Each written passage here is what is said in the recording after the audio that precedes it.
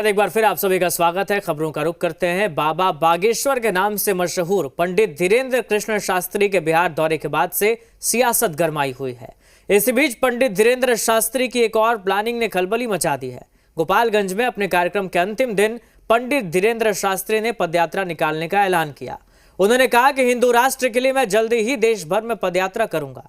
पहले यात्रा उत्तर प्रदेश में निकाली जाएगी और फिर बिहार में यात्रा पहुंचेगी।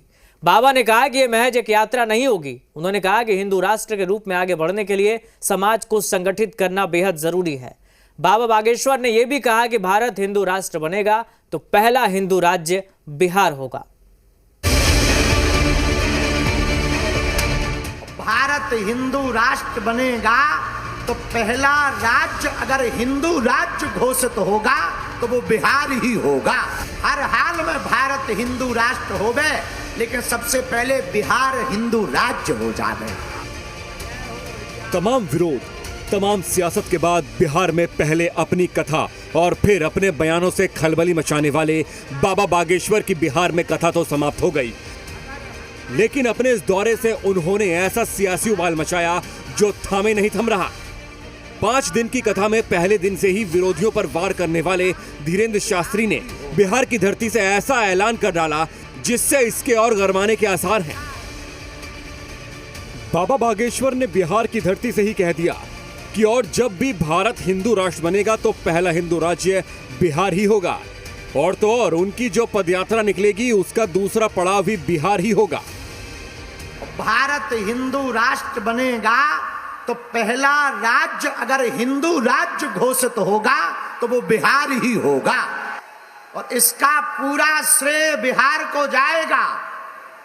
और भैया, हम चाहते भी हैं हर हाल में भारत हिंदू राष्ट्र होवे, लेकिन सबसे पहले बिहार हिंदू राज्य हो जावे। धीरेन्द्र शास्त्री ने ऐलान अपने कथा के आखिरी दिन किया और विरोधियों को सीधा जवाब भी दे डाला और साफ शब्दों में कह दिया है कि हिंदू राष्ट्र वो बनाकर रहेंगे। किसी के खिलाफ नहीं है, हम हिंदू मुसलमान नहीं करते, हम भैया मुसलमानों के खिलाफ नहीं है, हम तो केवल हिंदू हिंदू करते हैं। और जब तक भारत हिंदू राष्ट्र नहीं बन जाएगा तब तक ना रुकेंगे, ना झुकेंगे, ना मुड़ेंगे, भारत को हिंदू राष्ट्र बना करके ही रहेंगे। बाबा बागेश्वर ने हिंदू राज्य की मांग की तो बीजेपी ने भी उनका तुरंत समर्थन कर दिया। जब हिंदू मुसलमान के नाम पर विभाजन हुआ 47 में और मुस्लिम बंधुओं को पाकिस्तान मिल गया तो बचा हुआ राष्ट्र हिंदू राष्ट्र है, हिंदू राष्ट्र है, हिंदू राज्य है। तो वहीं आरजेडी की तरफ से इस बयान पर कड़ा एतराज जताया गया और कहा गया कि बिहार सबका है। देश हमारा देश है, इसमें सभी जाति सभी धर्म के लोग के रहने के लिए, इसलिए संविधान बाबा साहब के लिखे हुए संविधान के आधार पर हमारा देश चलेगा। ये भारतीय जनता पार्टी का दादागिरी नहीं है, उनका जागीर नहीं है। देश सबों का है, बिहार भी सबों का, सबों के रक्त बहे हैं, चाहे हिंदू हो, मुस्लिम हो, सिख हो, ईसाई है, यह राज्य सबों का है। निश्चित रूप से ऐसे बयान देने वाले लोगों का पागल खाना जाना चाहिए। बाबा बागेश्वर बार बार बिहार को हिंदू राज्य और हिंदू राष्ट्र का सबसे अहम हिस्सा क्यों मान रहे हैं, अब जरा ये भी समझ लीजिए। दरअसल धीरेन्द्र शास्त्री जब से बिहार आए हैं यहाँ की सियासत में उबाल मचा है। विपक्ष ने विरोध किया है, आरोप लगाए हैं कि ये कथा और उनके बयान सब चुनावी हैं। तो वहीं बाबा बागेश्वर ने भी जाते जाते उनको जवाब दे ही दिया।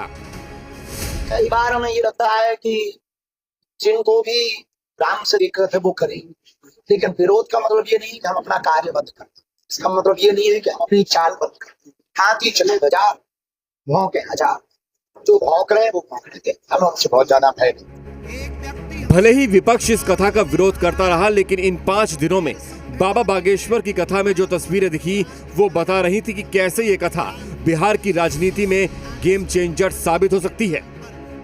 धीरेन्द्र शास्त्री की इस कथा में 5 दिन में 15 लाख लोग आए। भीड़ इतनी थी कि आखिरी दिन तो कथा ही बीच में रोकनी पड़ गई थी। कई लोग टेंट पर चढ़ने लगे। हालात इतने खराब हो गए कि खुद धीरेन्द्र शास्त्री ने भी लोगों से अपील कर डाली थी।